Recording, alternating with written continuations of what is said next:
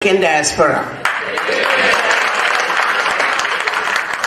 The more I begin to understand not only our Africa, but the more I begin to understand us as black people, why is it that we are the most disrespected people on earth, no matter where you find us on this globe?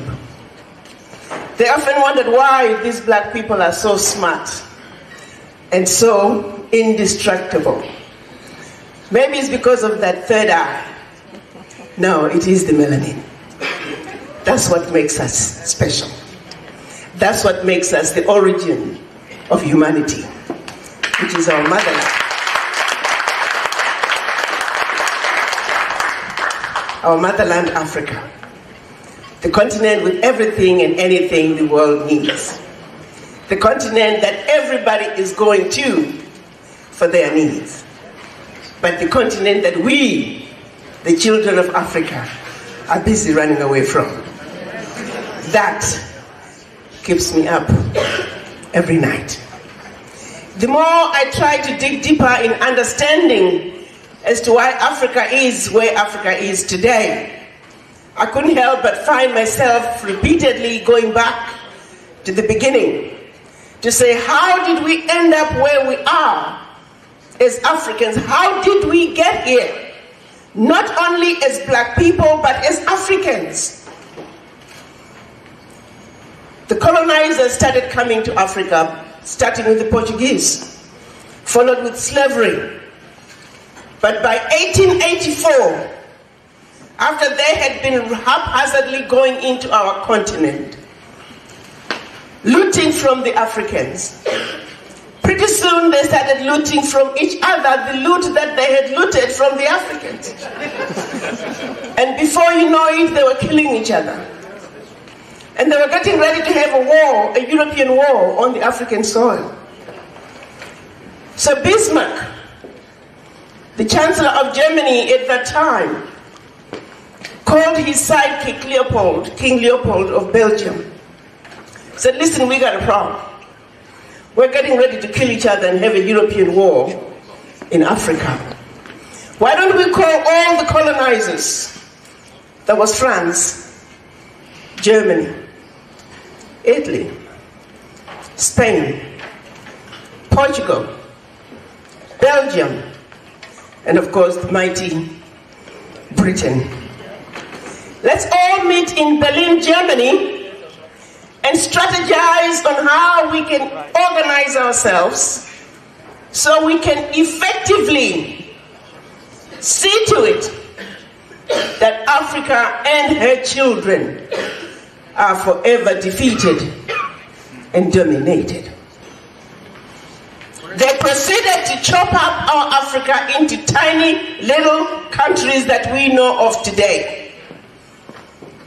Economies that are designed to see to it that they will never make it on their own.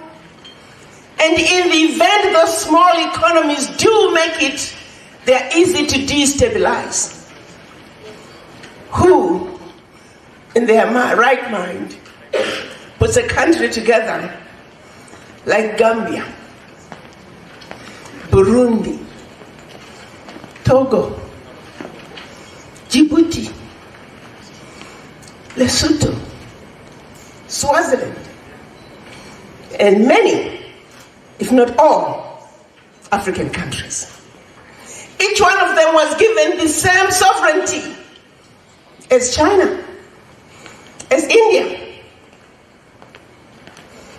If this world was to be a boxing game, you see, in boxing, they understand that heavyweights belong in the heavyweight boxing ring, middleweights in the middleweights, lightweights and wannabes in their rings. Wannabes are way out there. You don't take a wannabe boxer and throw them in the same ring with a heavyweight.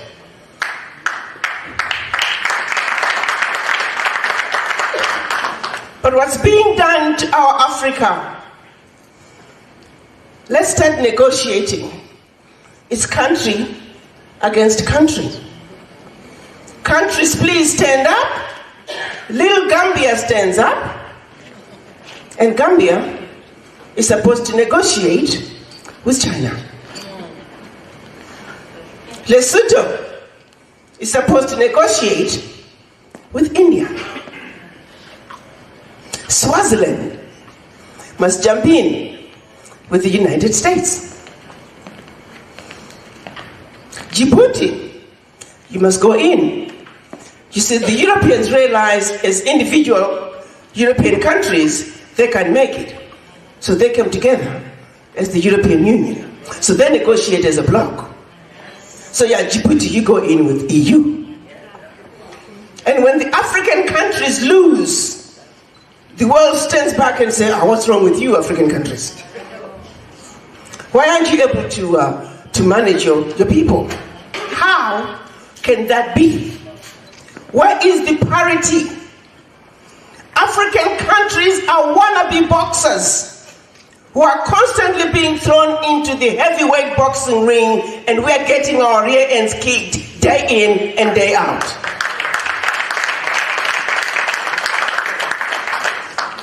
(1884). Fast forward 2019. Nothing has changed. The strategy that was put in place to see to it that Africa and her children are forever defeated and dominated remains alive and well. And yet in our minds we tend to think Berlin Conference is a thing of the past. Well, my brothers and sisters, Berlin Conference is alive and well. And allow me to take it home for you. Have you ever wondered why intra-Africa trade is sitting at 18%? I'll tell you why. We have 43 different currencies on the continent. It's difficult to trade with each other because of the currencies. It's easier for us to exchange with the US dollar, with the euro, than with each other. Why is that, Berlin Conference? It's easier for Mozambique to send Mozambican oil outside Mozambique to Europe and everywhere else, just so Zimbabwe next door can buy it from across the oceans. It's easier for a company that's manufacturing the best ceramic tiles in Africa, in Egypt. That company sends its tiles to Italy, only for the Africans to turn around and buy the same tiles, 20, 30 times the cost. Why is it that we are not trading with each other? It's because, starting in South Africa, there's a road that goes up until maybe 2-3 kilometers from the border with Botswana. And that same road picks up 2-3 kilometers into Botswana. And if only we could connect the two. But Berlin Conference said, no, you're different. You're another country. You can't look at it this way. If we were to connect all the existing power lines in Africa today, we would provide electricity to 30 million more people. And in the process, we would save $20 billion. But the reason we can't connect the power lines, thanks to Berlin Conference. We're different countries. We can cross that border. Why are our children crossing the Mediterranean in search of nothing? It's because little Gambia can only create so many jobs. And a young man in Gambia, which is surrounded by Senegal, cannot go to Senegal and look for a job.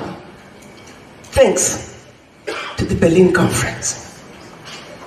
Question then becomes, if you look at all the issues we're dealing with today in Africa, one by one, every one of them relates back to the Berlin Conference and our inability to work together as one continent, one Africa, speaking with one voice. Thanks to Berlin Conference.